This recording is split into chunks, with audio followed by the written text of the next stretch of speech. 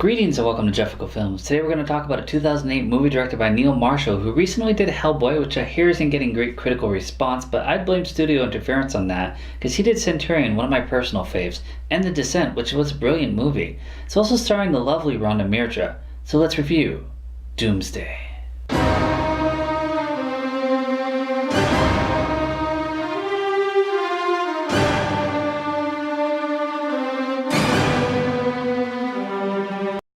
Starts out in 2008 where a virus hits and Scotland is quarantined, and then a baby's eyes shot out and that mother takes that baby and gives it to an evac chopper. It's Eden, who later grows up to be Rhona Mitra.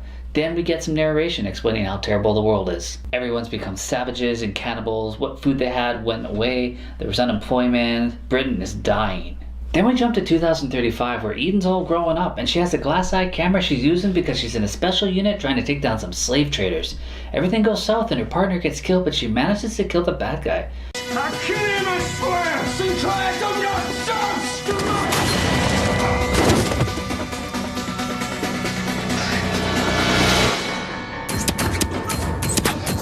Then the late Bob Hoskins comes in. He's her handler. In Britain, police find some infected inside this abandoned building, and Bob gets called to a meeting with the Prime Minister, who's played by Alexander Siddig, who's my man Bashir from Deep Space Nine, so that's pretty freaking awesome. They told him that they want to expand the quarantine, and then they show him video footage outside of Scotland. 3 years ago, people started showing up, and they believe that they have found a cure, so they want him to send his best man in. It's gonna be a woman. Get in the car, it's pissing down. Once she's over the wall, there's no backup and no rules, so they need to find Marcus Kane, who's a doctor who was working on the cure before the quarantine, played by Malcolm McDowell. They take a couple armored cars, they get 48 hours, a 6PS beacon, and a gunship standing by. David O'Hara plays Michael, the Prime Minister's sketchy assistant. You might remember him from Harry Potter when Ron Weasley became an old guy. That was his body. Well, here he doesn't want them to bring back any of the dead or dying, he just wants them to die. So if we don't make it out, no one will know we went in. You've got 46 hours. If you don't make it back, the city of London and everybody in it will be left to die. Eden meets a team, gets some advanced weapons and armor, a couple of doctors, and a cute girl tank driver. The first problem they run into? A bunch of cows.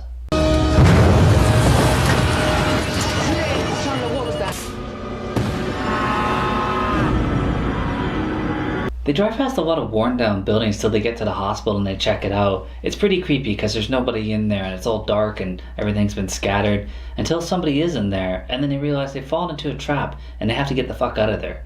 Chandler, who's inside one of the tanks, sees this girl who's fallen down outside of the tank, so he opens it up and he lets her in and he straps her down. She had a razor blade in her mouth and she manages to pull it out and cut herself free, and she kills him because she was a decoy, you idiot.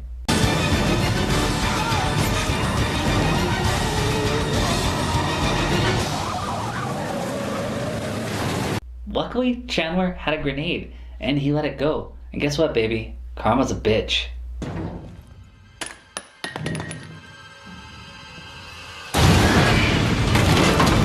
They manage to escape the hospital from the punk army that's pursuing them and get into the other tank. They drive off, but Tank Girl gets an arrow right through the window, which you would think would be bulletproof, and right into her throat. The tank flips, and everybody scatters. Eden gets taken hostage.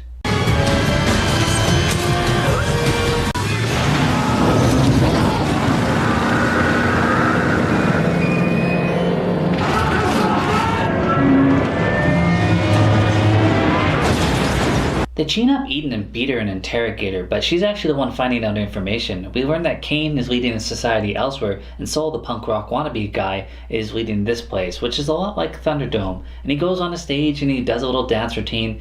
These guys are anti-Kane rebels, and they get a hold of Alfred, one of the guys with them, and they cook him and eat him. And we meet Crazy Bitch, and she's like first in line to eat somebody. Eden manages to escape because the guards are stupid.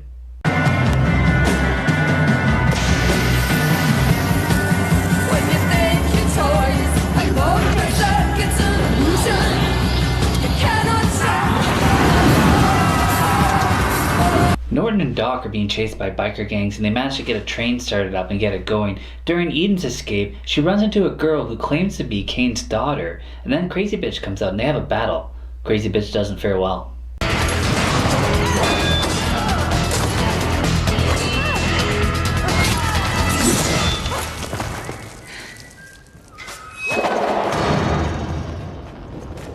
Saul's pretty upset about losing his girl and he chases him down, but Eden and the girl manage to make it to the train and they escape. And she does it while looking pretty good. They go through a warehouse with a lot of crates, and I would have checked all the crates. I'm surprised with all the resources being gone that nobody else has. They get to the other side of the door and they go walking through a forest where they're chased by Kane's executioner on a horse. Naturally they surrender because they think it's going to get them to Kane faster. And they're right, they do meet Kane, and Kane lives in medieval land in a castle. And he tells them that there was no virus cure or anything, men just became immune to it after a while.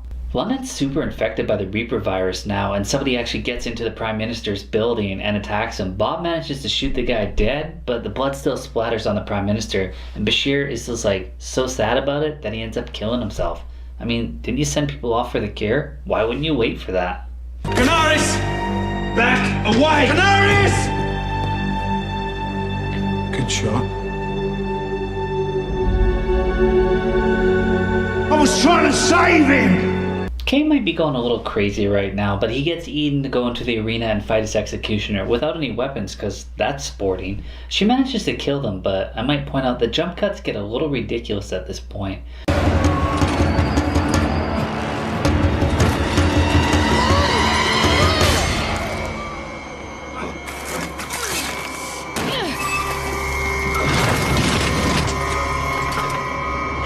Norton and his crew manage to escape, and then the castle starts exploding, which don't understand why, because although he has some grenades, we never saw him throw any.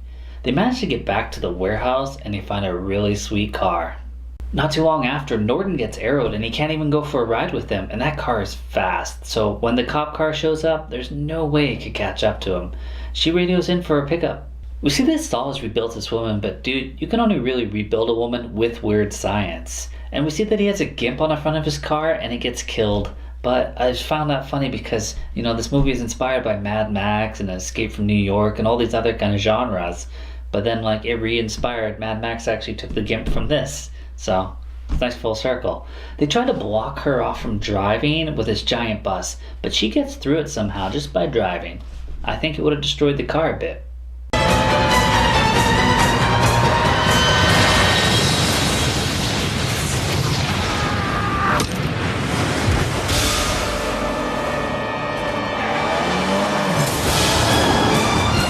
The attack helicopter ends up showing up, and the girl and the doctor leave, and she has to stay there, but she did record the whole conversation where, you know, Michael's been just implicating himself. The helicopter flies off and she's stuck behind the wall. Bob shows up a couple days later, flying a helicopter, and lands outside her parents' place where she's staking out right now. She hands him the evidence, but says she's gonna stay. And she drives up to the gang and pulls out Saul's head and shows us that Pilates really works before she throws the head at them and says, "Eat this." I think she might be their leader now?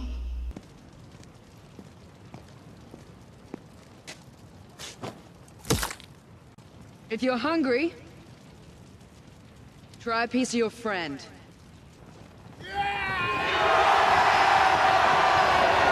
When the movie started, you thought that maybe this was going to be a zombie movie or something, but really it's just a virus. It's the people that are losing their resources that actually leads to cannibalism and social regression. It's influenced a lot by many other films, but I love that, like, the director actually said Excalibur too. That's how I brought in this medieval stuff. It had a budget of $17 million, it made $22 million worldwide, and although it's not a great movie with its lower end budget, it's better than it should be. And a 32-year-old Rhona Mitra is nothing to complain about.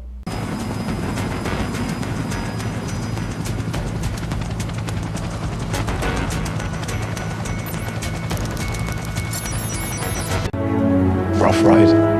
Rough enough. For obvious reasons. I love her accent.